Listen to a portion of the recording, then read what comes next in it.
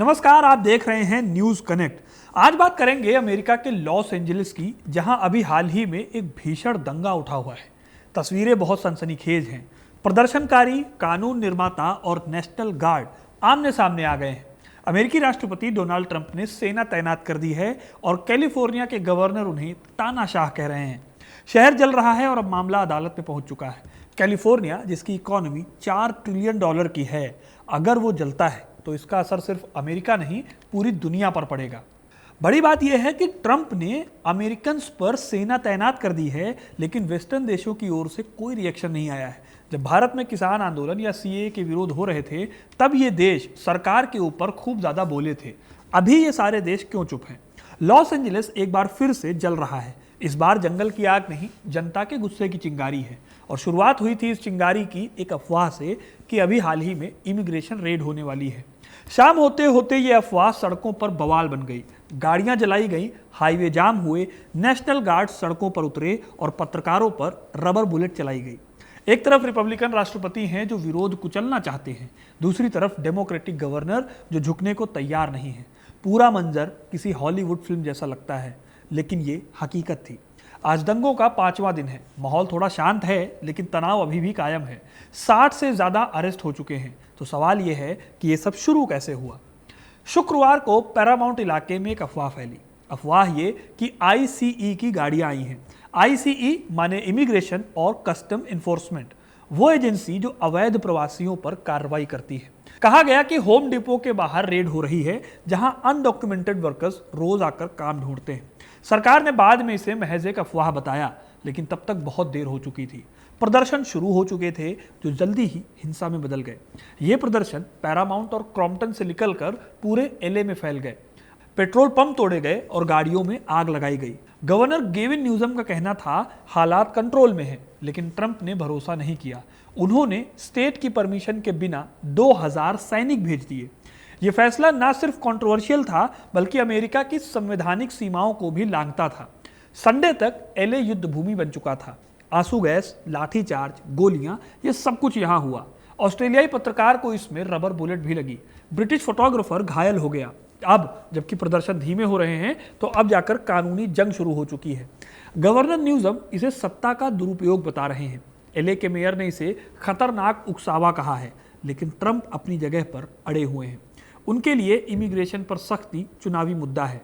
ये पहली बार नहीं है जब एलए में हिंसा हुई हो। 1992 में भी दंगे हुए थे, जब एक अफ्रीकी अमेरिकी व्यक्ति की पिटाई करने वाले पुलिसकर्मी बरी हो गए थे। तब भी नेशनल गार्ड तैनात किए गए थे, लेकिन राज्य सरकार की सहमति से किए गए थे। इस बार बिना स्टेट की रजामंदी के राष्ट्रपति ने अपने आप ये फैसला लिया। अब ट्रंप का ये कदम एक खतरनाक मिसाल है। अगर राष्ट्रपति एक राज्य में बिना किसी परमिशन के सेना भेज सकता है, तो वो किसी भी विरोध को जबरन दबा सकता है।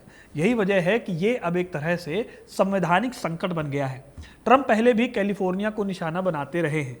पर्यावरण की नीतियों की आलोचना करना, फंडिंग्स रोकना और वहां के नेताओं का अपमान करना, ये सब कुछ ट्रंप ने किया है अभी तक। और अब जब न्यूसम पलटवार कर रहे हैं, तो ट्रंप उन्हें तानाशाह बता रहे हैं। मामला कोर्ट में है। कैलिफोर्निया ने राष्ट्रपति पर मुकदमा दायर कर दिया है। सवाल यह है कि कानून कौन तय करेगा? अमेरिकी संविधान राज्य और केंद्र के बीच में एक बैलेंस पर टिका हुआ है, लेकिन जब यह बैलेंस टूटता है तो उसका असर बहुत ज्यादा गंभीर होता है। कैलिफोर्निया सिर्फ एक राज्य नहीं है, अमेरिका की सबसे बड़ी अर्थव्यवस्था है। यहाँ पर हॉलीवुड है, सिलिकॉन वैली है, और इन सबको चाहिए स्टेबिलिटी, स्थिरता। ट्रंप की कार्रवाई ने उसी स्थिरता को हिला दिया है, और आजकल यही अनस्टेबिलिटी अमेरिका की पहचान बनती जा रही है। फेडरल रिजर्व से लेकर हार्वर्ड तक कोई नहीं बचा है। विदेशी इन्वेस्टर्स घबराए हुए हैं। कई इन्वेस्टर्स इन्वेस्टमेंट से पहले पॉलिटिकल रिस्क का प्रीमियम मांग रहे हैं। मतलब आप समझ सकते हैं कि इस समय अमेरिका किन चैलेंजेस से जूझ रहा है। मैक्सिको ने कहा है, हम रेड या हिंसा से नहीं, शांति से इमिग्रेशन सुधार चाहते हैं, लेकिन ट्रंप इसे सुधार कह रहे हैं। एलए सिर्फ शुरुआत है। आज जो एलए में हो रहा है, वो कल किसी भी अमेरिकी राज्य में हो सकता है, क्योंकि ये सिर्फ इमिग्रेशन नहीं, सत्ता की लड़ाई है, और ट्रंप उसे किसी से साझा नहीं करना चाहते। पुलिस की जली गाड़ियां हों, घायल प्रदर्शनकारी हों, मीडिया पर बुलेट चल रही हों, ये वही दृश्य हैं जिन पर अमेरिका दुनिया को नैतिकता सिखाता आया है। अगर ये सब कुछ अमेरिका की जगह पर भारत, केनिया या किसी अफ्रीकन देश में हो रहा होता, तो अमेरिका से अब तक बयान आ चुके होते। लेकिन अब जब ये सब कुछ अमेरिका में हो रहा है तो चुप्पी छाई हुई है। चीन ने अपने नागरिकों के लिए चेतावनी जारी की है, मैक्सिको ने इनकी आलोचना की है, भारत चुप है, जबकि एलए में 1.5 लाख इंडियन रहते हैं। अगर एलए सेफ नहीं है तो दुनिया को जानने का हक है।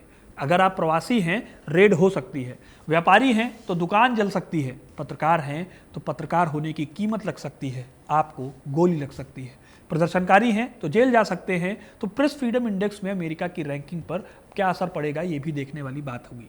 यूरोप चुप है, नैतिकता साइलेंट मोड पर है। सच ये है कि अमेरिका अब गिरता हुआ लोकतंत्र दिख रहा है। प्रदर्शनकारी गुंडे कहे जा रहे हैं, मीडिया पर बैन है और सेना को तैनात कर दिया गया है नागरिक मुद्दों पर। अगर ये सब कुछ और किसी देश में होता तो अमेरिका अब तक शायद हमला भी कर चुका होता, लेकिन अब ये सब अमेरिका में हो रहा है और ट्रंप इसे न्यू नॉर्मल बना चुके हैं। अब कुछ लोग कह रहे होंगे कि ये अन अमेरिकन है। हम कहते हैं कि यही सब अमेरिका है इस वक्त में। अब वक्त आ गया है कि अमेरिका दूसरे देशों को उपदेश देना बंद कर दे और पहले खुद को आईना दिखाए।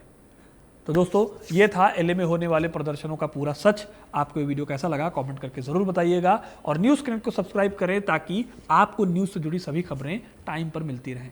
धन्यवाद।